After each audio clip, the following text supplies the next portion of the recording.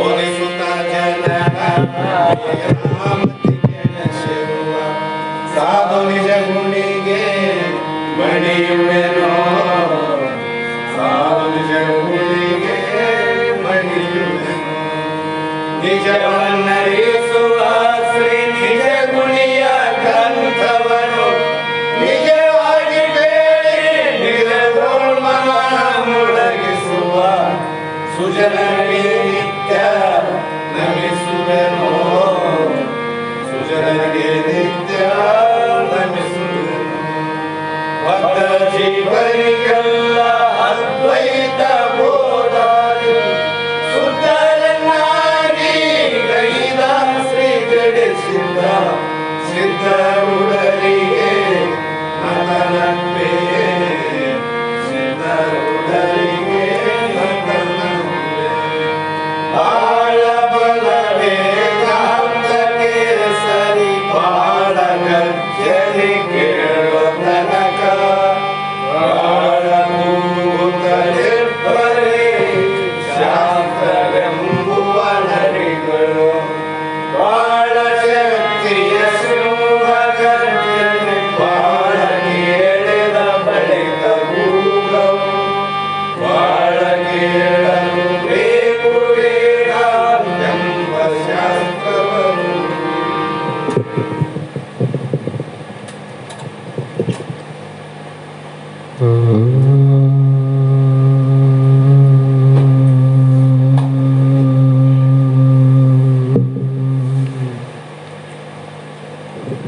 अनंत जन्म संप्राप्त कर्म बंध विदायिने आत्मज्ञान प्रदानेन तस्मै श्री गुरुवे नमः. जगदादि जगद्गुरु अद्वैत सार्वभौम सद्गुರು ಸಿದ್ಧಾರೂಢ ಮಹಾಸ್ವಾಮಿಗಳ ಶ್ರೀಪಾದ ಪದ್ಮಗಳಿಗೂ,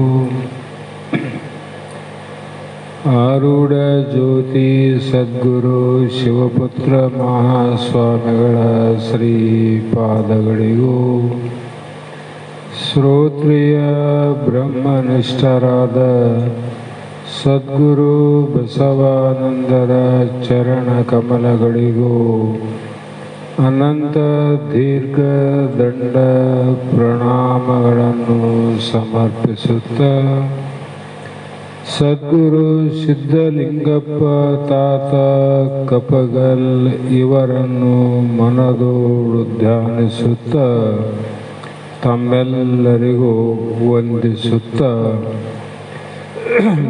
ಈ ದಿನ ಇಲ್ಲಿಯವರೆಗೂ ನಿರಂತರವಾಗಿ ಸಾಗಿ ಬಂದಂಥ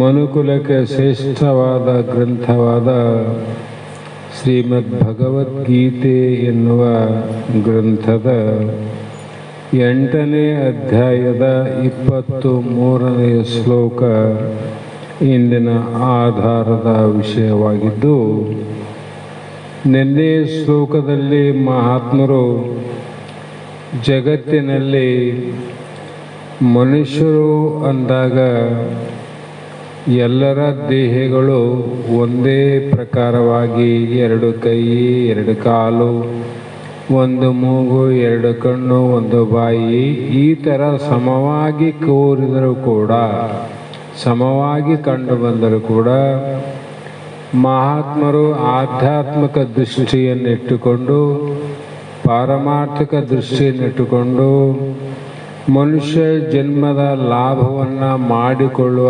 ದೃಷ್ಟಿಯನ್ನಿಟ್ಟುಕೊಂಡು ಈ ಜಗತ್ತಿನಲ್ಲಿ ತೋರುವಂಥ ಮಾನವರಲ್ಲಿ 4 ಭಾಗವನ್ನು ಮಾಡಿದರು. 4 ಭಾಗ. ಅವರು ಎಷ್ಟೇ ಪ್ರಕಾರವಿದ್ದರೂ ಅವರಲ್ಲಿ 4 ಭಾಗ. ಮೊದಲನೆಯದು ಹೇಳಿದರು, ಅಲ್ಲಿ ಕರ್ಮ ಭ್ರಷ್ಟರು ಬೇರೆ, ಕರ್ಮಾತೀತರು ಬೇರೆ, ಜೀವನ್ಮುಕ್ತರು ಬೇರೆ, ಈ ರೀತಿ ಕರ್ಮಿಗಳು ಬೇರೆ, ನಿಷ್ಕಾಮ ಕರ್ಮಿಗಳು ಬೇರೆ ಅಂತ ಹೇಳ್ತಾ ಬಂದರು. ಇಲ್ಲಿ 4 ಜನರಲ್ಲಿ ಕರ್ಮ ಭ್ರಷ್ಟರಿಗೆ ಮುಕ್ತಿನೂ ಇಲ್ಲ, ಯಾವ ಲೋಕದ ಗತಿ ಕೂಡ ಇಲ್ಲ. ಅವ್ರು ಏನು ಗತಿ ರೀ ಅಂದರೆ, ಎಲ್ಲಿ ಹುಟ್ಟಿರಿ ಅಲ್ಲಿಯೇ ಗತಿ ವಿನಃ ಬೇರೆ ಜಾಗ ನಿಮಗಿಲ್ಲ. ಸ್ವರ್ಗದಲ್ಲಿ ಇಲ್ಲ, ಮತ್ತು ಇನ್ನೊಂದರಲ್ಲಿಲ್ಲ, ವಿಷ್ಣು ಲೋಕದಲ್ಲಿ ಇಲ್ಲ, ಬ್ರಹ್ಮಲೋಕದಲ್ಲಿ ಕೂಡ ಇಲ್ಲ. ಇವರಿಗೆ ಕರ್ಮ ಭ್ರಷ್ಟರು. ಇನ್ನು ನಿಷ್ಕಾಮ ಕರ್ಮವನ್ನು ಮಾಡಿದವರಿಗೂ ಕೂಡ ಅಲ್ಲಿಂದ ಅಲ್ಲಿಗೆ ಮುಕ್ತಿಯನ್ನು ಐದುವರು ಅಂದರು. ಜೀವನ್ಮುಕ್ತರಿಗಂತೂ ಅವರು ಮತ್ತೆ ಮರಳಿ ಬರದೇ ಇರುವಂಥ ಜಾಗದಲ್ಲಿ ಸ್ಥಿತವಂತರಾಗಿ ಇರುವವರು. ಅವರಿಗೂ ಕೂಡ ಯಾವ ಲೋಕದ ಗತಿ ಇಲ್ಲ, ಇವನಿಗೆ ಕರ್ಮ ಭ್ರಷ್ಟನಿಗೂ ಗತಿ ಇಲ್ಲ. ಯಾರು ಭಗವಂತನ ಮೇಲೆ ಅನನ್ಯ ಭಕ್ತಿಯನ್ನಿಟ್ಟುಕೊಂಡು ಕರ್ಮವನ್ನು ಮಾಡ್ಯಾರ ಮತ್ತು ಉಪಾಸಕರು ಯಾರಿದ್ದಾರ ಅವರಿಗೆ ಶಾಸ್ತ್ರಗಳಲ್ಲಿ ಗತಿಗಳನ್ನು ಹೇಳಿದರು. ನರಕಲೋಕ ಪ್ರಾಪ್ತಿ, ಸ್ವರ್ಗಲೋಕ ಪ್ರಾಪ್ತಿ, ಬ್ರಹ್ಮಲೋಕ ಪ್ರಾಪ್ತಿ, ವೈಕುಂಠ ಪ್ರಾಪ್ತಿ ಅಂತ. ಹಾಗಾಗಿ ನಾವು ಎಲ್ಲರೂ ದೇಹವನ್ನು ಬಿಟ್ಟಾಗ ಅವರು ಅಲ್ಲಿಂದ ಅಲ್ಲಿಯೇ ಮುಕ್ತಿಯನ್ನು ಒಯ್ದುವರು, ಇವರು ಇಲ್ಲಿಂದ ಇಲ್ಲಿಯೇ ಹುಟ್ಟುವರು. ಇಷ್ಟೇ ವ್ಯತ್ಯಾಸ. ಅಲ್ಲಿಂದ ಅಲ್ಲಿಗೆ ಮುಕ್ತಿಯನ್ನು ಐದುವರಂತ ಬರ್ತಾರಲ್ಲ, ಮತ್ತೆ ಇಲ್ಲಿ ಬರೋ ಅವಶ್ಯಕತೆ ಇಲ್ಲ. ಮತ್ತು ಇವರಿಗೆ ಅಲ್ಲಿ ಹೋಗೋದು ಅವಶ್ಯಕತೆ ಇಲ್ಲ, ಇಲ್ಲಿಂದ ಇಲ್ಲಿನೇ ತಕ್ಷಣ. ನೀವು ಅಂಥ ಕರ್ಮಗಳನ್ನು ಮಾಡಿದ್ದರೆ ಬೇರೆ ಲೋಕಕ್ಕೆ ಹೋಗಿ ಬರುವಷ್ಟು ಸಮಯ ವಿಶ್ರಾಂತಿ ನಿನಗಿಲ್ಲ. ಈ ದೇಹವನ್ನು ಬಿಟ್ಟ ತಕ್ಷಣ ಇನ್ನೊಂದು ದೇಹದಲ್ಲಿ ಹೋಗ್ಬಿಡ್ತಾನ. ಈಗ ಮಾಡೋ ಕೆಲಸ ಅಂತ ಅದು ಮಾಡಿರಲ್ಲ ಅವನು. ಹಾಗಾಗಿ ಇಲ್ಲಿ ಪುನಃ 23ನೇ ಶ್ಲೋಕದಲ್ಲಿ ಯತ್ರ ಕಾಲೇ ತು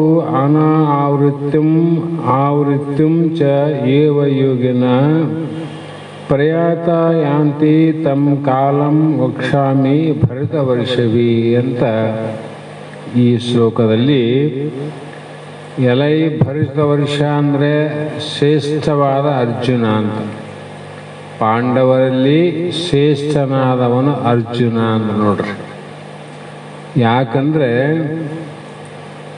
ಅರ್ಜುನನ ಸಾಹಸ,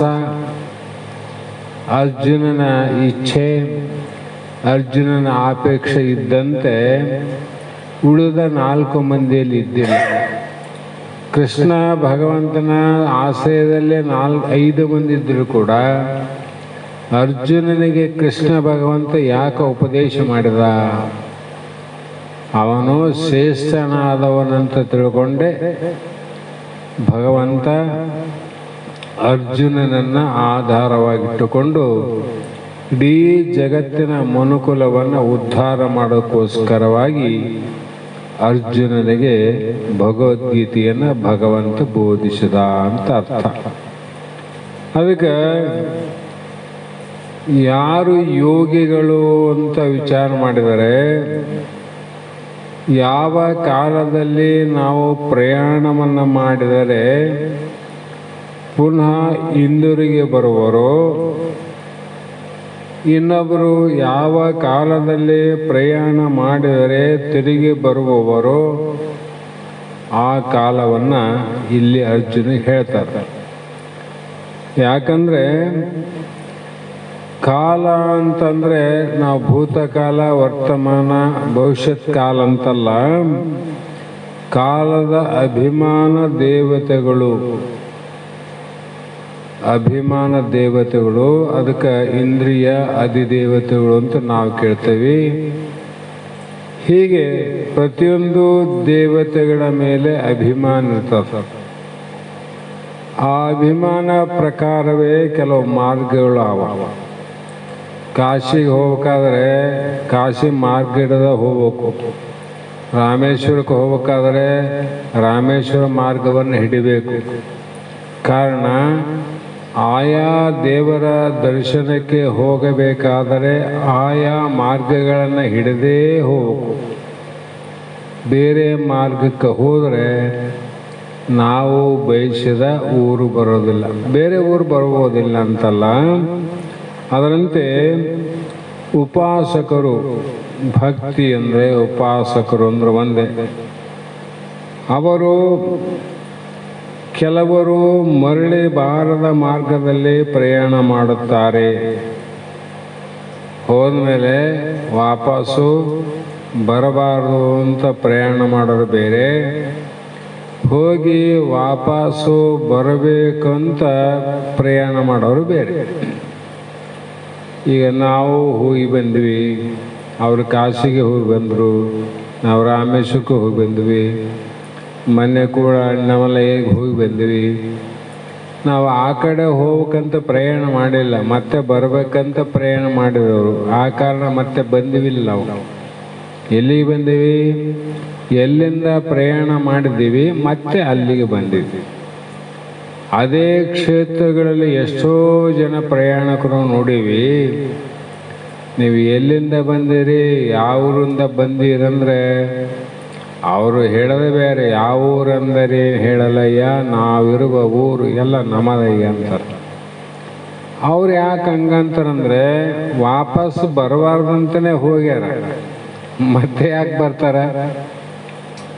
ಅದರಂತೆ ಉಪಾಸಕರು ಮರಳಿ ಬರುವಂಥವರು ಬೇರೆ, ಮರಳಿ ಬರಬಾರದು ಅಂತ ಹೋದವರು ಬೇರೆ.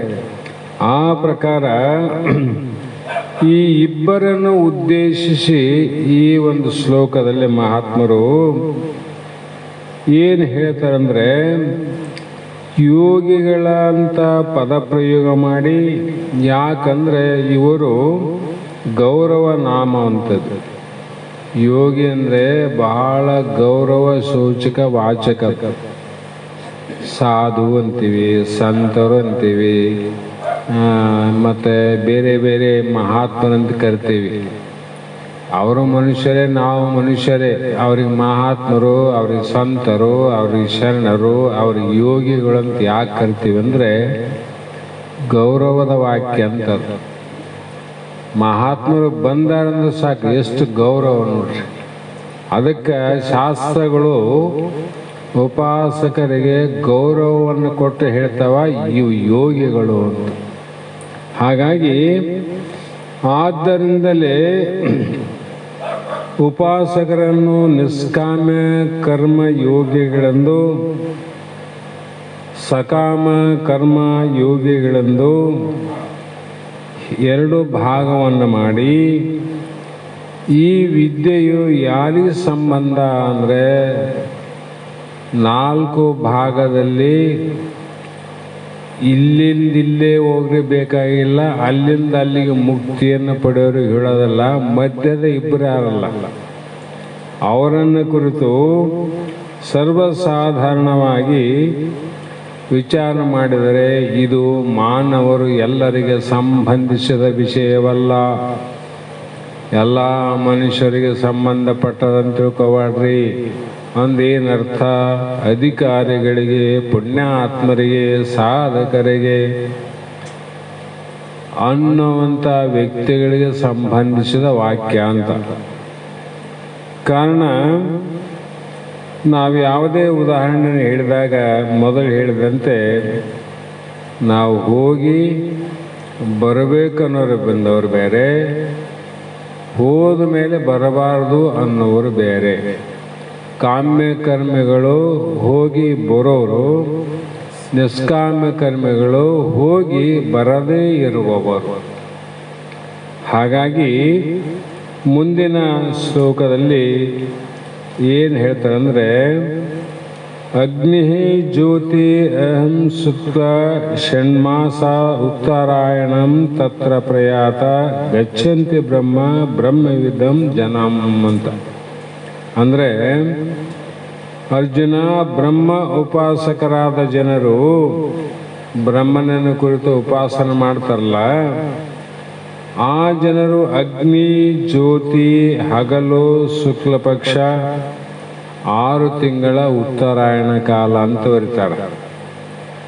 ಈ ಮಾರ್ಗದಲ್ಲಿ ಪ್ರಯಾಣ ಮಾಡುತ್ತಾ ಬ್ರಹ್ಮವನ್ನೇ ಸೇರುತ್ತಾರೆ. ಅವರು ಆ ಮಾರ್ಗ ಹಿಡಿದು ಹೋಗೋರು ಬ್ರಹ್ಮವನ್ನೇ ಸೇರುತ್ತಾರೆ ಅಂತ ಅರ್ಥ. ಯಾಕಂದ್ರೆ ಕಾಶಿ ಮಾರ್ಗವನ್ನೇ ಹಿಡಿದಾಗ ರಾಮೇಶ್ವರ ಬರಂಗಿಲ್ಲ, ಕಾಶಿಯನ್ನೇ ಸೇರುತ್ತಾರೆ ಅಂತ ಅರ್ಥ. ಇದು ನಿಷ್ಕಾಮ ಉಪಾಸಕನೆಂದು ನಿಷ್ಕಾಮ ಕರ್ಮಯೋಗಿ ಎಂದು ಹೇಳಲ್ಪಡುವವನು ಹೋಗುವ ಮಾರ್ಗ. ನಿಷ್ಕಾಮ ಕರ್ಮ ಯಾರು ಮಾಡ್ಯಾರ ಅವರು ಹೋಗುವ ಮಾರ್ಗ ಇದು. ಈ ಶ್ಲೋಕದಲ್ಲಿ ಅಗ್ನಿ ಅಂತ ಒಂದು ಶಬ್ದವನ್ನು ಪ್ರಯೋಗ ಮಾಡ್ಯಾರ. ಇಲ್ಲಿ ಮಾರ್ಗದಲ್ಲಿ, ಈ ಮಾರ್ಗದಲ್ಲಿ ಮೊದಲನೆಯ ಸ್ಟೇಷನ್ನೇ ಅಗ್ನಿ. ಮೊದಲ ಸ್ಟೇಷನ್ ಬರೋದು ಅಗ್ನಿ. ವೇದದಲ್ಲಿ ಅಗ್ನಿಯನ್ನು ಅರ್ಚಿ ಎಂದಿದ್ದಾರೆ. ಅಂದರೆ ಅರ್ಚಿರಾದಿ ಮಾರ್ಗ ಅಂತ ಬೇರೆ, ಇನ್ನೊಂದು ಮಾರ್ಗ ಬರ್ತದೆ, ಮುಂದೆ ಹೇಳ್ಬೋದು. ಇಲ್ಲಿ ಏನಾಗಿದೆ ಅಂದರೆ ಇದಕ್ಕೆ ದೇವಯಾನವೆಂದು, ಉತ್ತರಾಯಣವೆಂದು, ಶುಕ್ಲಗತಿ ಎಂದು ಪರ್ಯಾಯ ನಾಮಗಳು, ಬೇರೆ ಬೇರೆ ಹೆಸರುಗಳಷ್ಟೇ. ಈ ಮಾರ್ಗವು ಅಗ್ನಿಯಿಂದ ಪ್ರಾರಂಭವಾಗಿದೆ. ಅಂದರೆ ಪ್ರಕಾಶವನ್ನು ನೋಡ್ತಾ ನೋಡ್ತಾ ನೋಡ್ತಾ ಪ್ರಾರಂಭ ಆಗೋದು. ಎಲ್ಲಿ ಪ್ರಕಾಶ? ಹೊರಗಿನ ಪ್ರಕಾಶ ಅಲ್ಲ, ಒಳಗಿನ ಪ್ರಕಾಶ.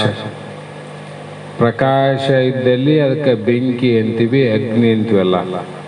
ಅದಕ್ಕಾಗಿ ಅಗ್ನಿ ತತ್ವದಲ್ಲಿ ಮೊದಲು ಹುಟ್ಟಿ ಆ ಪ್ರಕಾಶ ಏನದ ಸರ್ವಾಂತರ್ಯಾಮಿಯಾಗಿ ನೋಡುವಂಥ ಮಾರ್ಗ ಏನದ, ಆ ಮಾರ್ಗ ಹಿಡಿದವರು ಹೋಗ್ತಾ ಹೋಗ್ತಾ ಹೋಗ್ತಾ ಆ ಬ್ರಹ್ಮಲೋಕವನ್ನೇ ಸೇರುವರು ಅಂತ ಅರ್ಥ.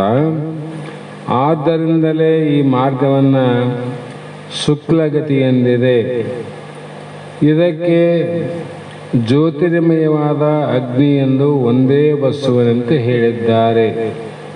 ಅಗ್ನಿ ಒಂದೇ ಪ್ರಕಾರ, ಆದರೆ ಉಪಾಧಿಗಳನ್ನು ನೋಡಿದಾಗ ನಾನಾ ಪ್ರಕಾರ, ಅನೇಕ ಪ್ರಕಾರ. ಬೆಂಕಿ ಒಂದೇ ಪ್ರಕಾರ ಇಲ್ಲ. ಆದರೆ ಕೆಲವು ಸಲ ಪಂಜುಗಳು, ಹಿಂದಿನ ಕಾಲದಲ್ಲಿ ಗಿಡದಲ್ಲಿರುವಂಥ ಗುಬ್ಬಿ ಪಂಜು ತಂದು ಆಲಯದಲ್ಲಿ ಇನ್ನೊಂದರಲ್ಲಿ ಆ ಪಂಜಿಗೆ ಬೆಂಕಿ ಹಚ್ಚಿ ಸುತ್ತ ತಿರುಗಿಸಿದಾಗ ಗೋಲಾಕಾರ ಆಗ್ತದ, ಅಥವಾ ಇನ್ನೊಂದು ಆಕಾರ ಆಗ್ತದ. ಬೆಂಕಿಗೆ ಆಕಾರ ಆದೇನು? ಒಂದೇ ಬೆಂಕಿ ನಾನಾ ಪ್ರಕಾರವಾಗಿ ತೋರ್ತದೆ. ಅದೇ ರೀತಿ ಈ ಅರ್ಚರಾಧ್ಯ ಮಾರ್ಗವನ್ನು ಯಾರು ಹಿಡಿದು ಹೋಗ್ತಾರೆ, ಆ ಸಾಧನೆಯ ಸ್ವಯಂ ಜ್ಯೋತಿ ಪ್ರಕಾಶದಿಂದ ನಾನಾ ಪ್ರಕಾರ ಪ್ರಕಾಶ ಆಗ್ತದ. ಆದರೆ ತತ್ವ ಒಂದೇ. ನಮ್ಮ ಹೃದಯ ಒಂದು ನಾಡಿ ಕೇಂದ್ರ, ಒಂದು ನಾಡೇನದ ಅದು ಕೇಂದ್ರ ಬಿಂದು. ಸೈಕಲ್ ಚಕ್ರದ ಕಡ್ಡಿಗಳೆಲ್ಲ ಮಧ್ಯದಲ್ಲಿ ಸೇರಿಕೊಂಡಿರುವಂತೆ ನಾಡಿಗಳೆಲ್ಲ ಹೃದಯದಲ್ಲಿ ಕಲಿತುಕೊಂಡಿವೆ. ಅದರಲ್ಲಿ ಒಂದು ಸೂಕ್ಷ್ಮವಾದ ನಾಡಿ ಇದೆ.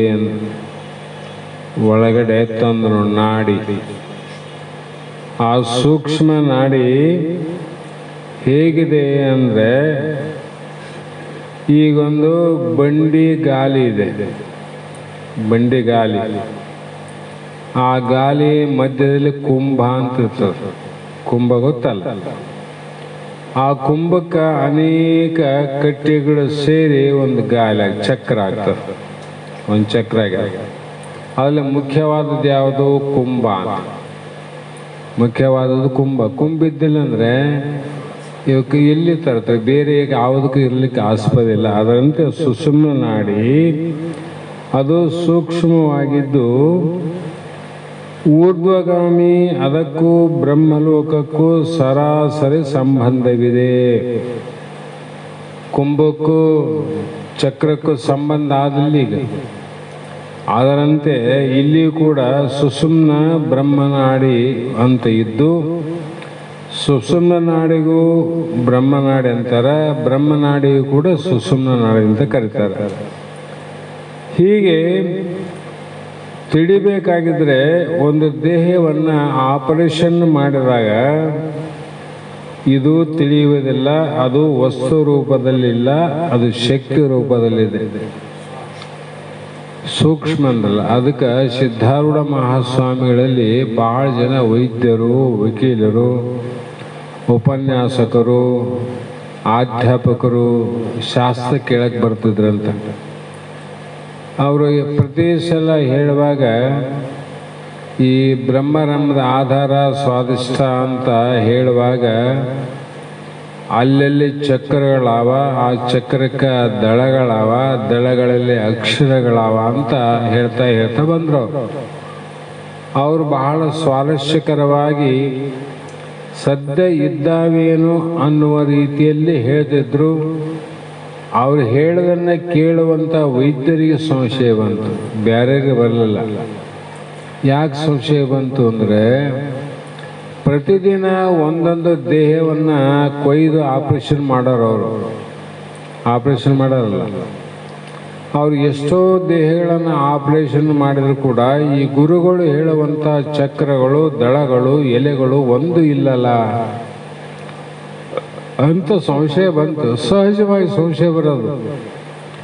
ಬಂದಾಗ ಒಂದು ದಿನ ಸಿದ್ಧಾರೂಢ ಸ್ವಾಮಿಗಳು ಶಾಸ್ತ್ರ ಮುಗಿದ ಮೇಲೆ ವೈದ್ಯರು ಎಲ್ಲರೂ ಕುಂತು ಇದನ್ನು ಗುರುಗಳಲ್ಲೇ ಚರ್ಚೆ ಮಾಡೋಣ ಅಂತ ತಿಳ್ಕೊಂಡು ಅವರು ಸಿದ್ಧಾರೂಢ ಸ್ವಾಮಿಗಳನ್ನು ಚರ್ಚೆ ಮಾಡಿದರು. ಅಪ್ಪ, ನೀವು ಹೇಳುವಂಥ ಮಾನವ ದೇಹದಲ್ಲಿ ಚಕ್ರಗಳಂತ ಹೇಳ್ತೀರಿ, ನಾಡಿಗಳಂತ ಹೇಳ್ತೀರಿ, ರಂಧ್ರಗಳಂತ ಹೇಳ್ತೀರಿ, ದಳಗಳಂತ ಹೇಳ್ತೀರಿ.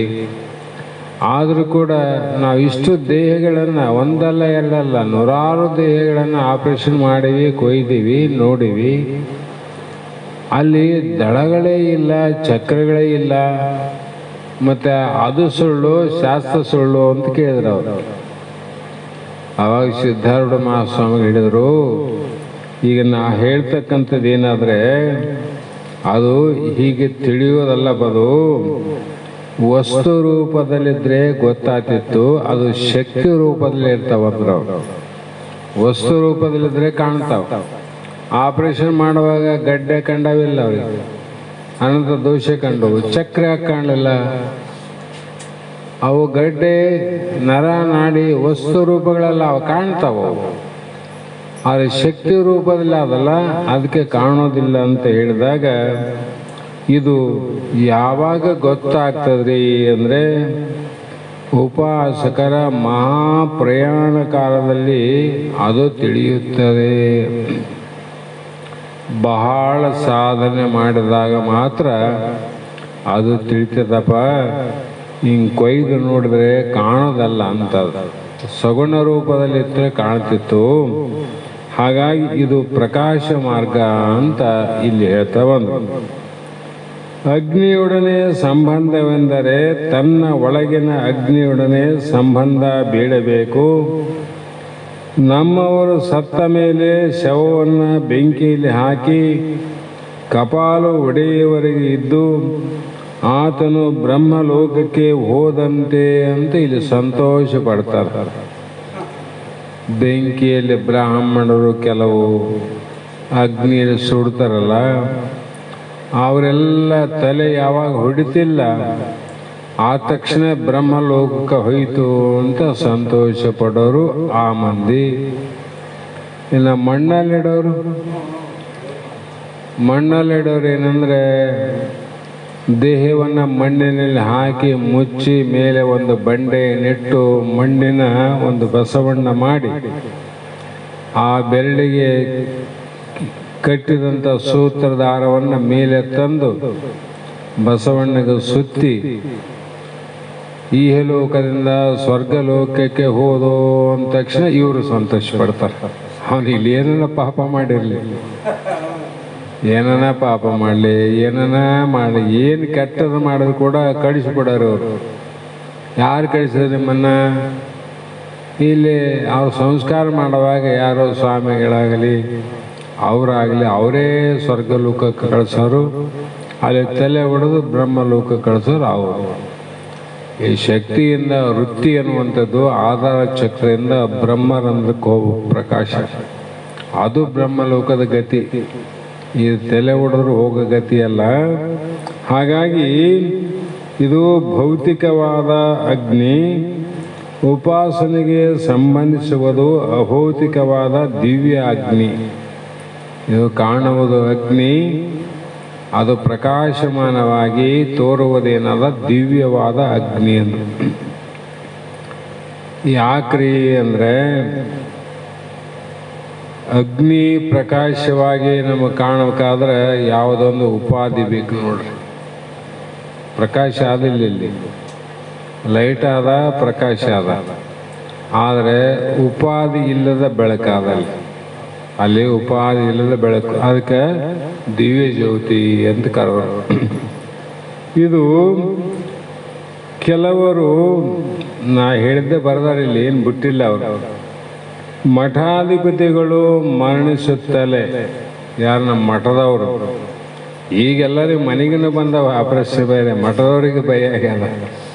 ನಮಗೆ ಮಾಡಿದಂಗೆ ಅವ್ರಿಗೂ ಸತ್ತಾಗ ಎಲ್ಲ ಮಾಡ್ತಾರಂದ್ರೆ ಇಲ್ಲಿ ಯಾರು ಮಠದವ್ರು ಯಾರು, ಶಿಷ್ಯರು ಯಾರು, ಗುರುಗಳು ಯಾರು ಅನಂತರ ಇದು ಸಂಶಯಕ್ಕೆ ಬಂದದ. ಈಗ ಅವರು ಏನು ಮಾಡ್ತಾರಂದ್ರೆ, ಶಿಷ್ಯರು ಅವರ ತಲೆಬುರುಡಿಯನ್ನು ತೆಂಗಿನ ಕಾಯಿಗಳಿಂದ ಒಡೆದು ಸ್ವಾಮಿಗಳು ಸುಸುಮ್ನ ನಾಡಿಯ ಮೂಲಕ ಬ್ರಹ್ಮರಂಧ್ರವನ್ನು ಭೇದಿಸಿಕೊಂಡು ಹೋದರೆಂದು ನಟನೆ ಮಾಡಿ ತೋರಿಸುತ್ತಾರೆ. ಈ ಕೃತ್ರಿಮೆಗಳಿಂದ ಲಾಭವಿಲ್ಲ.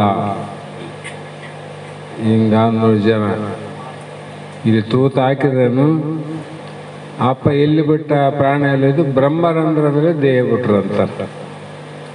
ಅದು ತಲೆಬುರುಡಿ ಹೊಡೆದು ಬ್ರಹ್ಮಲೋಕಕ್ಕೆ ಕಳಿಸೋದಲ್ಲ, ತಾನೇ ಹೋಗಿ ಪ್ರಾಣ ಬ್ರಹ್ಮರಂಧ್ರಕ್ಕೆ ಇದ್ದಕ್ಕಿದ್ದಂಗೆ ತಾನೇ ಹೋಗ್ಬೇಕಾಗ, ಅದು ನಿಜವಾದ ಬ್ರಹ್ಮಲೋಕದ ಗತಿ ಆಗ್ತದೆ. ಅಂಥವ್ರು ಎಲ್ಲಿ ಸಿಗ್ತಾರೆ ಈಗ? ಅಲ್ಲೇಟಿ ಇಲ್ಲಿ ಅರ್ಧಮರ್ಧ ಶಾಸ್ತ್ರ ಕೇಳ್ತಾರೆ. ನಮ್ಮ ಗುರುಗಳು ಸುಮಾರು ಆಗಬಾರ್ದಂತ ಅದು ಯಾರಿಲ್ದಾಗ ತಲೆ ತೆಂಗಿನಕಾಯಿಂದ ತೂತು ಹಾಕಿದ್ರೂ ಹಿಂಗ್ಯಾಕಾಗೈತೆ ಅಂದರೆ ಅಪ್ಪ ಪ್ರಾಣ ಇದ್ರಾಗ ಹೋಗಿದ್ರು ಅಂದ್ಬಿಡ್ತಾರೆ. ಏನು ಮಾಡ್ತಾರೆ? ಹಾಗೆ ಅಗ್ನಿ ಅಂದರೆ ಅಭಿಮಾನ ದೇವತೆ ಅಂತ, ಜ್ಯೋತಿ ಎಂದರೆ ಜ್ಯೋತಿಯ ಅಭಿಮಾನ ದೇವತೆ, ಹಗಲೆಂದರೆ ಹಗಲಿನ ಅಭಿಮಾನ ದೇವತೆ, ಶುಕ್ಲ ಪಕ್ಷ ಅಂದರೆ ಶುಕ್ಲ ಪಕ್ಷದ ದೇವತೆ. ಹೀಗೆ ಭಾಷ್ಯಕಾರರು ದೇಹವನ್ನು ಬಿಡುತ್ತಲೇ ಉಪಾಸಕರು ಅಗ್ನಿ ಅಭಿಮಾನ ದೇವತೆಯನ್ನು ಸೇರುತ್ತಾನೆ. ಅಗ್ನಿ ದೇವತೆಯೊಂದಿಗೆ ಸಹಜವಾಗಿ ಉಪಾಸಕನಿಗೆ ತನ್ನೊಳಗೆ ಮರಣಕಾಲದಲ್ಲಿ ಸಂಬಂಧ ಉಂಟಾಗುತ್ತದೆ. ಮರಣಕಾಲದಲ್ಲಿ ಸಂಬಂಧ ಆಗ್ತದೆ, ಅದಕ್ಕೆ ಸತ್ತ ಮೇಲೆ ಆಗೋದಲ್ಲ. ಆ ದೇವತೆಯು ಅವನನ್ನು ಜ್ಯೋತಿರ್ ಅಭಿಮಾನಿ ದೇವತೆಗೆ ಒಪ್ಪಿಸುತ್ತದೆ, ಮತ್ತೆ ಅವರು ಅಲ್ಲಿ ಒಪ್ಪಿಸ್ತಾರೆ. ಈ ದೇವತೆಗಳು ಅತಿವಾಹಿಕ ದೇವತೆಗಳೆಂದು ಈ ಕ್ರಮದಿಂದ ಉಪಾಸಕನು ಬ್ರಹ್ಮಲೋಕವನ್ನು ಸೇರುತ್ತಾನೆ ಎನ್ನುತ್ತಾರೆ. ಹೇಗೆಂದರೆ ಇವರು ಒಬ್ಬರಿಂದೊಬ್ಬರಿಗೆ ಯಾಕೆ ಕಳಿಸ್ತಾರ ಅಂದರೆ, ಆ ದೇವತೆಗಳಲ್ಲಿ ಕೂಡ ಶ್ರೇಷ್ಠವಾದವರು ಬೇರೆ, ಅವರಿಗಿಂತ ಕೆಳಗಿನ ದೇವತೆಗಳು ಬೇರೆ, ಅವರಿಗಿಂತ ಕೆಳಗಿನ ದೇವತೆ ಬೇರೆ. ಹೀಗೆ ಅವರವರ ಅಧಿಕಾರದಲ್ಲಿ ಹೆಚ್ಚು ಕಡಿಮೆ ತಾರತಮ್ಯ ಇರ್ತವೆ. ಇನ್ನು ನಮ್ಮ KPC ಆದಂದ್ರೆ ಎಲ್ಲರ ಆಫೀಸರಲ್ಲಿ, ಎಲ್ಲರೂ ಹೆಲ್ಪರ್ ಅಲ್ಲ, ಎಲ್ಲರೂ ಆಫೀಸರ್ಸ್ ಅಲ್ಲ, ಒಂದು ಸಿಸ್ಟಮ್ ಇರ್ತದಲ್ಲಿ. ಈಗ ಒಬ್ಬ ಗವರ್ನರ್ನ ಕಳಿಸಿಕೊಡುವಾಗ ಆ ಗವರ್ನರ್ನ ಬೀಳ್ಕೊಡೆ ಸಮಾರಂಭ ಮಾಡೋದಕ್ಕೋಸ್ಕರವಾಗಿ ಆ ಜಿಲ್ಲಾಧಿಕಾರಿಯು ತನ್ನ ಸಹರದ್ದಿನವರೆಗೂ ಅವರ ಹಿಂದೆ ಹೋಗ್ತಾನೆ, ಮತ್ತೊಬ್ಬ ಜಿಲ್ಲಾಧಿಕಾರಿಗೆ ಒಪ್ಪಿಸ್ತಾನೆ. ಅದನ್ನು ನಿಮಗೆಲ್ಲ ಗೊತ್ತು. ಒಬ್ಬ ಮಿನಿಸ್ಟ್ರು ಬಂದರು, ಈ ಜಿಲ್ಲಾಕ್ಕೆ ಒಬ್ಬ ಮಿನಿಸ್ಟ್ರು ಬಂದರಂದರೆ ಆ ಜಿಲ್ಲಾಧಿಕಾರಿ, ಅಲ್ಲಿ DG SP ಅವರು ಅವ್ರನ್ನ ಎಲ್ಲಿವರೆಗೆ ಬಿಟ್ಟು ಬರ್ತಾರೆ ಅಂದರೆ ಇನ್ನೊಂದು ಜಿಲ್ಲೆಯ ಗಡಿ ಏನದ ಸರಹದ್ದಿನವರೆಗೆ ಬಿಡ್ತಾರೆ ಇವರು. ಅಲ್ಲಿಂದ ಅಲ್ಲಿಯ ಜಿಲ್ಲಾಧಿಕಾರಿಗಳು ಅವ್ರನ್ನ ಕರ್ಕೊಂಡು ಹೋಗ್ತಾರೆ. ಮತ್ತು ಅಲ್ಲಿಂದ ಅಲ್ಲಿಗೆ ಹೋಗಿ ಎಲ್ಲಿಗೆ ಮುಟ್ತಾನ ಬೆಂಗಳೂರಿಗೆ ಆತ ಮುಟ್ಟೋವರೆಗೂ ಇವರು ಒಬ್ಬೊಬ್ಬರ ಕೆಲಸ ಜವಾಬ್ದಾರಿ ಅಂತ. ಅಂದರೆ ರಾಯಚೂರಿನಿಂದ ಆ ಗವರ್ನರ್ ಹೋಗ್ಬೇಕಾದ್ರೆ ಇಲ್ಲಿವರೇ ಬೆಂಗಳೂರು ತನಕ ಹೋಗೋದಿಲ್ಲ. ಮಾನೆಗೆ ಹೋಗ್ತಾರೆ, ಮಾನೆಯಿಂದ ಸಿನ್ನೂರವರು, ಸಿನ್ನೂರಿಂದ ಗಂಗಾವತಿ, ಹಿಂಗೆ ಒಬ್ಬೊಬ್ರು ಹೋಗ್ತಾರೆ. ಅದರಂತೆ ಈ ವಿಧವಾಗಿ ಉಪಾಸನಿಕ ಪ್ರಯಾಣ. ಈ ಠಾಣೆಗಳನ್ನು ಉಪನಿಷತ್ತುಗಳಲ್ಲಿ ಏನಂತ ಕರೆದ್ರು ಅಂದರೆ ಉಪಲಕ್ಷಣಾತ್ಮಕ ದೃಷ್ಟಿಯಿಂದ ಹೇಳಿ ಸೂಕದಲ್ಲಿ ಬ್ರಹ್ಮವಿದರೆಂದು ಹೇಳಲ್ಪಟ್ಟಿರುವರು. ಬ್ರಹ್ಮ ಉಪಾಸಕರು ವಿಚಬ್ದವು ಉಪಾಸಕರ್ತರಲ್ಲಿ ಪ್ರಯೋಗಿಸಲ್ಪಟ್ಟಿದೆ. ಇಲ್ಲದಿದ್ದರೆ ಬ್ರಹ್ಮವಿದರೆಂದರೆ ಬ್ರಹ್ಮವನ್ನು ಪರೋಕ್ಷವಾಗಿ ತಿಳಿದವರಂತ ಅರ್ಥ ಮಾಡಬೇಕು. ಇಲ್ಲಿ ಕೂಡ ಎಂಥವ್ರನ್ನ ಸಾಮಾನ್ಯ ಯಾರನ್ನ ತಹಸೀಲ್ದಾರ್ ಬಂದನಂದ್ರೆ ಗವರ್ನರ್ ಜಿಲ್ಲಾಧಿಕಾರಿ ಬಿಟ್ಟು ಬರಕ್ಕೆ ಹೋಗ್ತಾನೆ. ಜಿಲ್ಲಾಧಿಕಾರಿ ತಹಸೀಲ್ದಾರ್ನ ಕಳ್ಸಕ್ಕೆ ಹೋಗೋದಿಲ್ಲ, ಜಿಲ್ಲಾಧಿಕಾರಿನ ಕಳ್ಸಕ್ಕೆ ತಹಸೀಲ್ದಾರ್ ಹೋಗ್ತಾನೆ. ಹೌದಾ ಇಲ್ಲ? ಅದಂದ್ರೆ ಎಲ್ಲ ಮಾನವರನ್ನ ಕಳ್ಸಕ್ಕೆ ಬರಂಗಿಲ್ಲ ಇವರು. ಎಲ್ಲ ಮಾನವರೆಲ್ಲ ಅತ್ಯಂತ ಉಪಾಸಕರೇನಾರ ಅಲ್ಲಿ ಹೋಗ್ಬೇಕಂತ ಹೊರಟಾರ, ಅಲ್ಲಿಗೆ ಹೋಗ್ಬೇಕು ಬರಬಾರ್ದಂತ ಹೊರಟವ್ರಿಗೆ ಇವರು ಅಲ್ಲಿಂದ ಅಲ್ಲಿಗೆ ಕಳಿಸ್ತಾ ಹೋಗಿ ಇಲ್ಲಿ ಅನಂತ ರೀತಿ ಅಗ್ನಿ ದೇವತೆಗಳು ಹಗಲು ಬರುವವರೆಗೂ ತನ್ನ ವಶದಲ್ಲಿಟ್ಟುಕೊಂಡು ನಂತರ ಅಭಿಮಾನಿ ದೇವತೆಗೆ ಅವ್ರು ಒಪ್ಪಿಸ್ತಾರ. ಅವ್ರಿಗೆ ಒಪ್ಪಿಸಿ ಕೊನೆಗೆ ಅವನು ಎಲ್ಲಿ ಮುಟ್ಟಬೇಕಾಗಿದ್ರೆ ಅಲ್ಲಿ ಮುಟ್ಟಿಸ್ತಾರಂತ ತಾತ್ಪರ್ಯ. ಹೀಗೆ ಧೂಮೋ ಮಾರ್ಗ ಅಂತ ಒಂದಾದ ಅರ್ಚಿರಾದ ಮಾರ್ಗದ ಗತಿ ಹೇಳಿದ್ರು. ಈ ಮಾರ್ಗದಲ್ಲಿ ಧೂಮೋ ರಾತ್ರಿ ಸ್ತತ ಕೃಷ್ಣ ಷಣ್ಮಸ ದಕ್ಷಿಣಾಯನಂ ತತ್ರ ಚಂದ್ರಮಸಂ ಜ್ಯೋತಿರ್ಯೋಗಿ ಪ್ರಾಪ್ಯ ನಿವರ್ತತೆ ಅಂತ ಈ ಮಾರ್ಗದವ್ರು ಹೇಳಿದ್ರು. ಇದ್ರೇನು ಅರ್ಥ ಅಂದರೆ ಇಲ್ಲಿ ಯಾವ ಮಾರ್ಗದಲ್ಲಿ ಧೂಮ ಅಭಿಮಾನಿ ಅರ್ಥಾತ್ ಅಂಧಕಾರದ ಅಭಿಮಾನಿ ದೇವತೆ ಇದ್ದಾನೆ, ಅದಕ್ಕೆ ರಾತ್ರಿ ಅಂದ್ರು. ಕೃಷ್ಣ ಪಕ್ಷದಲ್ಲಿ ಅಭಿಮಾನಿ ದೇವತೆ ಇದ್ದಾನೆ, ಅದಕ್ಕೆ ದಕ್ಷಿಣಾಯನದ 6 ಮಾಸಗಳ ಅಭಿಮಾನ ದೇವತೆ ಅಂತ ಭೀಷ್ಮಾಚಾರಿ ಇದೇ ಕಾರಣಕ್ಕಾಗಿ ಉತ್ತರಾಯಣ ಕಾಲ ಬರೋವರೆಗೂ ಶರಪಂಜರಲ್ಲಿ ಯಾಕೆ ಮಲಗಿದ ಅಂದರೆ ಇದೇ ಕಾರಣಕ್ಕಾಗಿ.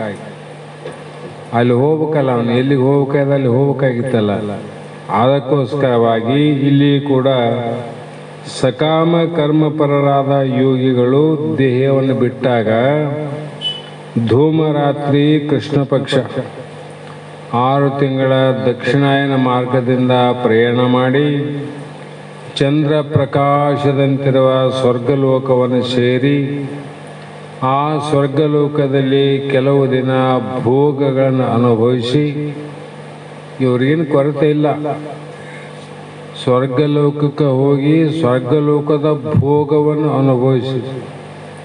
ಇಲ್ಲೇ ಶ್ರೀಮಂತರ ಮನೆಯಲ್ಲಿ ನಮ್ಮಂಥವರು ಅವರ ಭೋಗವನ್ನು ನೋಡಿದ್ರೆ ಆಶ್ಚರ್ಯ ಅನಿಸ್ತದೆ. ಏನಪ್ಪ ಎಷ್ಟು ಪುಣ್ಯ ಮಾಡಿದ್ದಾರೋ, ಇವರು ಎಂತೆಂಥ ಭೋಗಗಳಾವಂತ ಅನ್ನಿಸೋದಿಲ್ಲ. ಮತ್ತು ಸ್ವರ್ಗಲೋಕದ ಭೋಗ ಹೇಗಿರಬಹುದು ಅಂತ, ಇಲ್ಲಿರುವ ಭೋಗದ ವಸ್ತುಗಳು ಸ್ವರ್ಗದಲ್ಲಿಲ್ಲ, ಸ್ವರ್ಗದಲ್ಲಿರುವಂಥ ಭೋಗದ ವಸ್ತುಗಳು ಇಲ್ಲ. ಇದನ್ನು ಸ್ಪಷ್ಟ ತಿಳ್ಕೋಬೇಕು. ನಾವು ಇಲ್ಲೇನ ಹೋಗಿ 8 ದಿನ ರೊಟ್ಟಿ ಸಿಗಲಿಲ್ಲ ಅಂದರೆ ಒದ್ದಾಡ್ಬಿಡ್ತೀವಿ, ಹೌದಾ ಇಲ್ಲ? ರೊಟ್ಟಿ ಸಿಗದಿದ್ರೆ ಏನಪ್ಪ 8 ದಿವಸ ಆಯಿತು ರೊಟ್ಟಿ ಇಲ್ಲ, ಅಲ್ಲಿ ಹೋದ್ರೆ ರೊಟ್ಟಿ ಸಿಗೋದಿಲ್ಲ. ಆ ರೊಟ್ಟಿ ತಿನ್ಬೇಕಾದ್ರೆ ಮತ್ತೆ ಇಲ್ಲಿಗೆ ಬರ್ಬೇಕು ನೀನು. ಅದರಂತೆ ನೀನು ಭಾಳ ಕಷ್ಟಪಟ್ಟು ಸ್ವರ್ಗಲೋಕಕ್ಕೆ ಹೋಗೋ ಮಾರ್ಗವನ್ನು ಅನುಸರಿಸಿ ಅಲ್ಲಿ ಹೋದ ಮೇಲೆ ಈ ಲೋಕದ ಭೋಗದ ವಸ್ತುಗಳೇನವ ಅಲ್ಲಿ ಬೇಡಿದರೆ ಸಿಗೋ ವಸ್ತುಗಳಲ್ಲ, ಅಲ್ಲಿ ಬೇಡಿದರೆ ಸಿಗೋದಿಲ್ಲ. ಮತ್ತೆ ಹೆಂಗ್ ಮಾಡ್ಬೇಕ್ರಿ ಅಂದ್ರೆ ಅಲ್ಲಿ ಸಿಗೋ ವಸ್ತುಗಳನ್ನ ಭೋಗಿಸ್ಬೇಕಷ್ಟೆ. ನಾವು ಓದಲ್ಲಿ ರೊಟ್ಟಿ ಸಿಗಕ್ಕಿಲ್ಲ ಅಂತ ಉಪವಾಸ ಇರ್ತೀವೇನು? ಅಲ್ಲೇನು ಸಿಗ್ತದಪ್ಪ ಅದನ್ನ ಕೊಡ್ರಿ ಅಂತೀವಿ, ಅದನ್ನ ತಿಂತೀವಿ, ಮತ್ತೆ ಬರ್ತೀವಿ. ಅದರಂತೆ ಅಲ್ಲಿ ಕೂಡ ಅನೇಕ ಸ್ವರ್ಗಲೋಕದ ಭೋಗವನ್ನು ಅನುಭವಿಸಿ ಮತ್ತೆ ಪುನರ್ಜನ್ಮಕ್ಕೆ ಬರುತ್ತಾರೆ, ಮತ್ತೆ ಹುಟ್ಟಿ ಬರ್ಬೇಕು ನೋಡು. ಹೀಗೆ ಇಲ್ಲಿ ಧೂಮಾದಿ ಮಾರ್ಗವನ್ನ ಪಿತೃಯಾನವೆಂದು, ದಕ್ಷಿಣಾಯನ ಮಾರ್ಗವೆಂದು, ಕೃಷ್ಣಗತಿ ಎಂದು ಅನಂತ ಪ್ರಕಾರ ಹೇಳ್ತಾರ. ಕಾಮ್ಯ ಬುದ್ಧಿಯಿಂದ ಇಷ್ಟಾಪೂರ್ತಿ ದತ್ತಾದಿ ಕರ್ಮಗಳನ್ನು ಮಾಡಿದವರು ಈ ಮಾರ್ಗದಿಂದ ಪ್ರಯಾಣ ಮಾಡುತ್ತಾನೆ. ದತ್ತ ಅಂದ್ರೇನು? ಸಂಪತ್ತು. ಇವೆಲ್ಲ ಪ್ರಾಪ್ತಿಗೋಸ್ಕರ ಮಾಡಿದಂಥ ಕರ್ಮಗಳನ್ನು ಮಾಡಿ ಪ್ರಯಾಣ ಮಾಡಿ ಅಗ್ನಿಹೋತ್ರಾದಿಗಳನ್ನು ಇಷ್ಟ ಕರ್ಮಗಳಂತ ಮಾಡಿ ಪಾಪಿ ಕೋಪತಡಾದಿ ನಿರ್ಮಾಣವನ್ನು ಪೂರ್ತಿ ಕರ್ಮಗಳನ್ನು ಎನ್ನುವರು. ಗೋಸವರ್ಣದಿ ಭಗವದ್ಗೀತೆಯಲ್ಲಿ ಸತ್ಪಾತ್ರಗೆ ಕೊಡುವುದನ್ನು ದತ್ತ ಕರ್ಮಗಳೆನ್ನುತ್ತಾರೆ. ದತ್ತ ಕರ್ಮ ಅಂದರೆ ಸತ್ಪಾತ್ರಗಳಿಗೆ ಕೊಡುವಂಥದ್ದೇನದ ಅದು ದತ್ತ ಕರ್ಮ ಅಂದರು. ಅದಕ್ಕೆ ತಪ್ಪಿತು ಅಂದರೆ ಅದತ್ಯ ದೋಷಣೋ ದರಿದ್ರೋ ಭವತಿ ಶ್ಲೋಕ ಹೇಳೋದು. ನಾವೇನ ಕೊಡಬೇಕಾಗಿತ್ತು ಅಂದರೆ ಯಾರಿಗೆ ಕೊಡು ಅಂತಿದ್ರು? ದತ್ತ ಕರ್ಮಾದಿಗಳಿಗೆ. ನಿನ್ನ ಹಣ ಸತ್ಪಾತ್ರಕ್ಕೆ ಸಲ್ಲಬೇಕು ವಿನ ಅಪಾತ್ರಕ್ಕೆ ಸಲ್ಲಬಾರದು ಅಂತ ಭಾಳ ಸಲ ಕೇಳಿರಿ. ಕೊಡಬೇಕು ಉತ್ತಮಂಗೆ ಮಗಳಂ ಸತ್ಪಾತ್ರಕ್ಕೆ ದಾನ ಅಂತ ಹೇಳ್ಯಾರ. ಅದನ್ನು ಮಾಡಿದವರಿಗೆ ಏನಾಗ್ತದಂದ್ರೆ ಪುಣ್ಯ ಮಾಡಿದವರು ಅಂತ ಅರ್ಥ. ಇವರನ್ನು ಕೂಡ ಭಗವದ್ಗೀತೆ ಏನು ಹೇಳ್ತು ಅಂದರೆ ಇವರಿಗೆ ಕೂಡ ಯೋಗಿಗಳಂತ ಕರೆದರು. ಪುಣ್ಯ ಯೋಗಿಗಳು, ಪುಣ್ಯಾತ್ಮರಂತೀವಿಲ್ಲ, ಅಲ್ಲಿ ಮಹಾತ್ಮರಂದೀವಿ, ಇಲ್ಲಿ ಪುಣ್ಯಾತ್ಮರಂದೀವಿ. ಪುಣ್ಯ ಆತ್ಮರು ಎಂಬಲ್ಲಿನೂ ಮಹಾತ್ಮರಂತ ಬಂದದ, ಅಲ್ಲಿ ಯೋಗಿಗಳಿಗೂ ಮಹಾತ್ಮರಂತ ಬರೆದಾರ, ಜೀವನ್ಮುಕ್ತರಿಗೂ ಮಹಾತ್ಮರಂತ ಕರೆದರು. ಹೀಗೆ ಇವರು ಕೊಂಚ ಮಟ್ಟಿಗೆ ಚಿತ್ತವೃತ್ತಿಗಳನ್ನು ನಿರೋಧಿಸಿದ್ದವರಾದ್ದರಿಂದಲೇ ತಮ್ಮ ಹಣವನ್ನು ಸತ್ಕಾರ್ಯಗಳಿಗೆ ವಿನಿಯೋಗಿಸುವ ತ್ಯಾಗ ಶಕ್ತಿ ಉಂಟಾಗಿದೆ.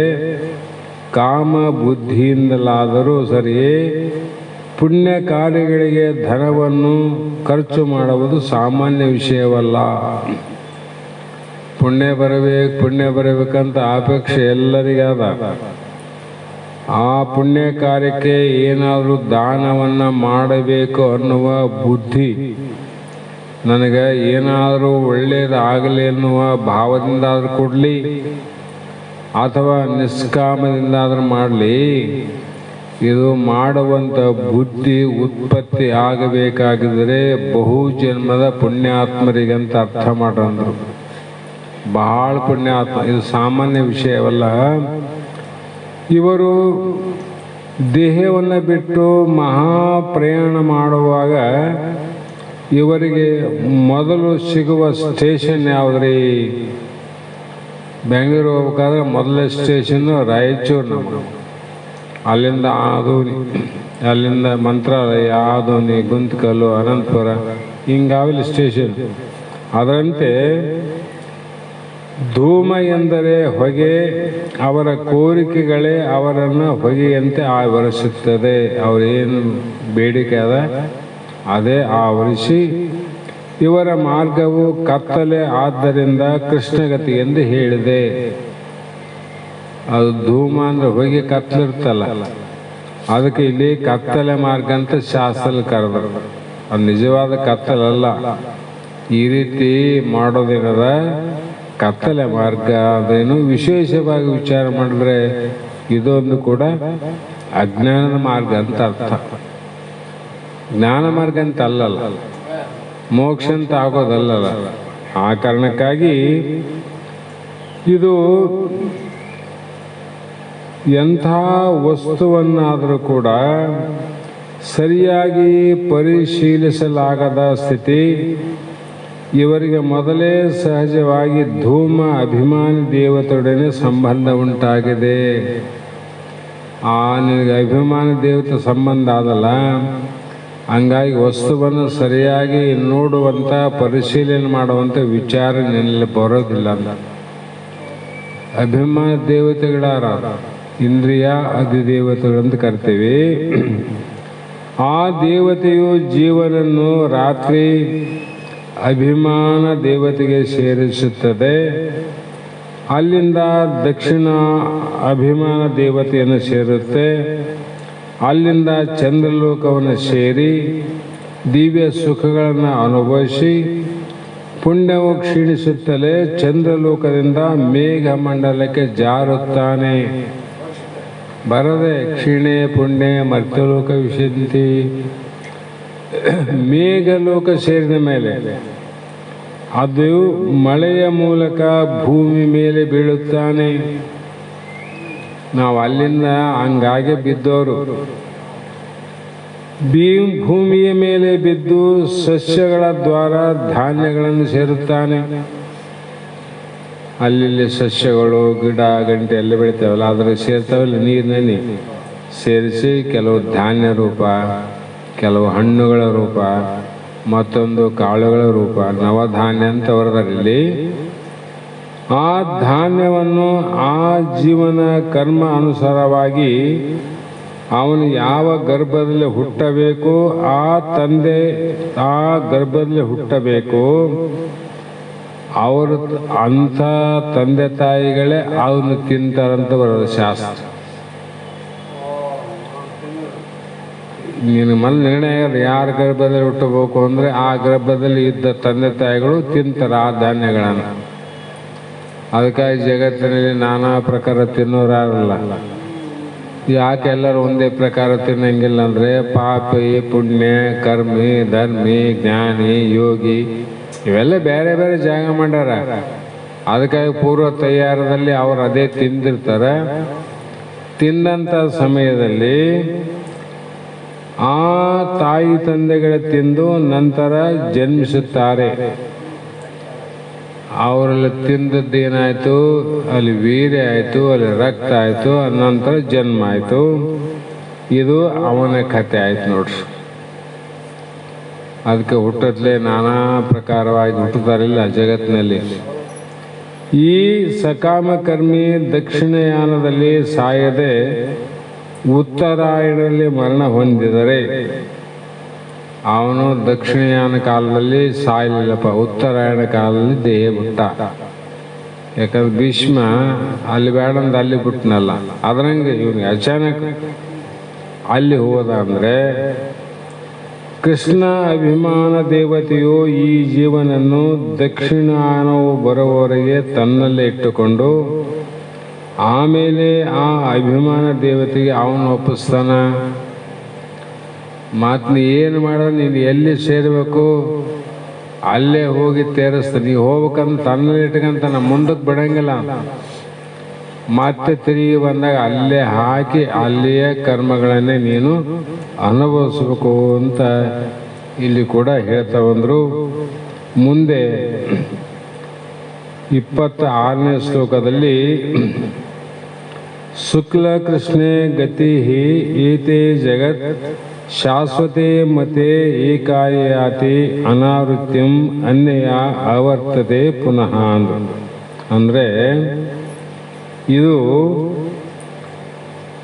ಪಾರ್ಥ ಇಲ್ಲಿ ಹೇಳಿದಂತೆ ಅಗ್ನಿಜ್ಯೋತಿ ಅಹುಷು ಶುಕ್ಲಪಕ್ಷ ಉತ್ತರಾಯಣ ಇವುಗಳಲ್ಲಿ ಮೊದಲು ಎರಡನ್ನು ಬಿಟ್ಟು ಅಗ್ನಿ ಜ್ಯೋತಿ ಅಂತ ಎರಡು ಬಿಟ್ಟು ಉಳಿದ ಶಬ್ದಗಳೆಲ್ಲ ಕಾಲವಾಚಕ ಶಬ್ದಗಳು ಅಂತ. ಕಾಲಕ್ಕೆ ತಕ್ಕಂತೆ ಶಬ್ದಗಳು ಇವು ಏನು ಮಾಡ್ತಾವ್ರಿ ಅಂದರೆ, ಸತ್ತವರು ಎಲ್ಲ ಬ್ರಹ್ಮಲೋಕಕ್ಕೆ ಹೋಗುತ್ತಾರೆಂದು, ಸತ್ತವ ಎಲ್ಲ ಚಂದ್ರಲೋಕಕ್ಕೆ ಹೋಗುತ್ತಾರೆಂದು ಹೇಳುವುದು ಸರಿಯಲ್ಲ. ಅದು ಸರಿಯಾದಲ್ಲ. ಯಾಕಂದರೆ ಕಾಲವೇ ಎಂದು ಹೇಳಿದರೆ ಆ ಅನರ್ಥವು ಬಂದು ಹೋಗುತ್ತದೆ. ಎಷ್ಟೋ ಮಂದಿ ಮಹಾತ್ಮರು ಉಪಾಸಕರು ರಾತ್ರಿಯಲ್ಲಿ ಸಾಯ್ತಾರೆ. ಮಹಾತ್ಮರೇ ರಾತ್ರಿ ಸತ್ರೆ ದೋಷ ಅಂತೀವಲ್ಲ, ಬೆಳಗ್ಗೆ ಸತ್ರೆ ಮೋಕ್ಷ ಅಂತೀವಿ. ಕೆಲವು ಆವಲ್ಲ ಮಾರ್ಗ ಇಲ್ಲ. ಅದಕ್ಕೆ ಯಾರು ನನಗೆ ಕೇಳೋಕೋರಿ ಆಚಾರ್ಯ ಎಷ್ಟು ಗಂಟೆ ಸತ್ತ ಮೊದಲು ಯಾಕೆ ಕೇಳ್ತಾರಂದ್ರೆ ಇದಕ್ಕಾಗಿ ಕೇಳಾರ. ಆದರೆ ಅದು ಸರಿಯಾದ ಮಾರ್ಗ ಅಲ್ಲ. ಯೋಗಿಗಳು ಜ್ಞಾನಿಗಳು ಧೂಮ ಮಾರ್ಗದಲ್ಲಿ ರಾತ್ರಿಯಲ್ಲೇ ದೇಹವನ್ನು ಬಿಟ್ಟವರಾರ, ಹಗಲಲ್ಲಿ ದೇಹ ಬಿಟ್ಟರಾರ. ಇಲ್ಲಿ ಉತ್ತರಾಯಣ ಕಾಲದಲ್ಲೂ ದೇಹ ಬಿಟ್ಟವರಾರ. ಹಾಗಾಗಿ ಇಲ್ಲಿ ಅನರ್ಥವು ಬಂದು ಹೋಗುತ್ತದೆ. ಅವ್ರನ್ನ ಕೇಳಿದ್ರೆ ಅನರ್ಥ ಆಗ್ತದೆ. ಮನೆ ಬಿಡು ಅಂತಾರ, ಬಿಡು ಮನೆ. ಮತ್ತೇನು ಮಾಡಬೇಕು? ಕತ್ತ ಇರಬೇಕು, ಮನೆಗೆ ಬೇಲಿ ಹಚ್ಚಬೇಕು ಅಂತ ಹೇಳಿ ಮನೆ ಬಿಡಿಸ್ತಾರೆ. ಮತ್ತು ಅಷ್ಟೇನು ಬಿಡೋಕ್ಕಾಗೋದಿಲ್ಲಪ್ಪ, ಸಂಸಾರ ದೊಡ್ಡದಾದ ಭಾಳ ಕಷ್ಟ ಅಂದರೆ ಅದಕ್ಕೆ ಪರಿಹಾರ ಆದಂತಾರೆ. ಅದಕ್ಕೆ ಪರಿಹಾರ ಅದ. ಏನು ಮಾಡ್ಬೇಕ್ರಿ? ಮಾಡು, ಒಂದು ಲಿಸ್ಟ್ ಮಾಡ್ತಾರೆ. ಮಾಡಿ ಇಂತಿಂಥ ದಾನ ಕೊಡಬೇಕು, ಅದು ಕೊಡಬೇಕು, ಇದು ಕೊಡಬೇಕು ಅಂತ ಒಂದು 50,000 ಖರ್ಚು ಮಾಡಿಸಿ ಒಯ್ತು ನೋಡಿ ಎಲ್ಲ ಪೇಡ ಅಂದ್ಬಿಡ್ತಾರೆ. ಮನೆ ಓದೋದು ಹಿಂಗೆ ಮಾಡಿದ್ರೆ ಹೋಗಂಗಿದ್ರೆ ಮತ್ತು ಎಲ್ಲರೂ ಅದನ್ನು ಮಾಡ್ತಿದ್ರಲ್ಲ, ಇವರು ಮಾಡವಂತೀವು. ಹಾಗೆ ಇಲ್ಲಿ ಮಹಾಭಾರತದಲ್ಲಿ ಹೇಳಿದ ಭೀಷ್ಮನ ಕಥೆ ಅದಲ್ಲ, ಭೀಷ್ಮರ ವಿಚಾರವೇ ಬೇರೆ. ಉತ್ತರಾಯಣ ಬರೋವರೆಗೂ ಆತನು ಏಕೆ ಕಾದಿದ್ದು ದೇಹವನ್ನು ತ್ಯಜಿಸಿದನೆಂದು ಚರ್ಚೆ ಈಗ ನಮಗೆ ಅವಶ್ಯಕತೆ ಬೇಡ ಅಂತಾರೆ. ಮಾತು ಆತ ಯಾಕೆ ಕಾದ, ಯಾಕೆ ಬಿಟ್ಟಂತ ಬೇಡ. ಈಗ ಈ ಶ್ಲೋಕದಲ್ಲಿ ಗತಿ ಅಂತ ಬರಲ್ಲ, ಮುಂದೆ ಬರುವ 27ನೇ ಶ್ಲೋಕದಲ್ಲಿ ಸ್ಮೃತಿ ಎಂದು ಮಾರ್ಗವನ್ನೇ ಸೂಚಿಸಿದೆ. ಗತಿ ಅಂದರೆ ಸ್ಮೃತಿ, ಸ್ಮೃತಿ ಅಂದರೆ ಗತಿ. ಈ ರೀತಿ ಶಬ್ದಗಳು ಮಾರ್ಗವೆಂಬ ಅರ್ಥವನ್ನೇ ಕೊಡುತ್ತವೆ. ಆದ್ದರಿಂದ ಹಿಂದೆ ಹೇಳಿದ ಕಾಲ ಶಬ್ದವು ಮಾರ್ಗೋಪರಕ್ಷಿತವೆಂದು ಭಾಷ್ಯಕಾರರು ಹೇಳಿದ್ದಾರೆ ಅಂತ ಇಲ್ಲಿ ಇದನ್ನು ಹೇಳ್ತಾ ಬಂದರು. ಇನ್ನೇ ಹೇಳಿದ್ರೆ ಇದನ್ನು ನಾಳೆ ಮುಸಮು. ಇವತ್ತಿಗೆ ಶಾಸ್ತ್ರವನ್ನು ಗುರುಪಾದಕ್ಕೆ ಸಮರ್ಪಿಸಿ ಮಂಗಲವನ್ನು ಹೇಳಿ. ಆರತಿಯನ್ನು ಬೆಳಗುವೇನು ಸಿದ್ಧಾರೂಢಗೆ, ದರೆಯ ಜನರ ದುಃಖವ ಕಳೆವ ಶಿವನ ರೂಪಗೆ. ಆರತಿಯನ್ನು ಬೆಳಗುವೇನು ಸಿದ್ಧಾರೂಢಗೆ, ದರೆಯ ಜನರ ದುಃಖವ ಕಳೆವ ಶಿವನ ರೂಪಗೆ. ದರೆಯ ಜನರ ದುಃಖವ ಕಳೆವ ಶಿವನ ರೂಪಗೆ.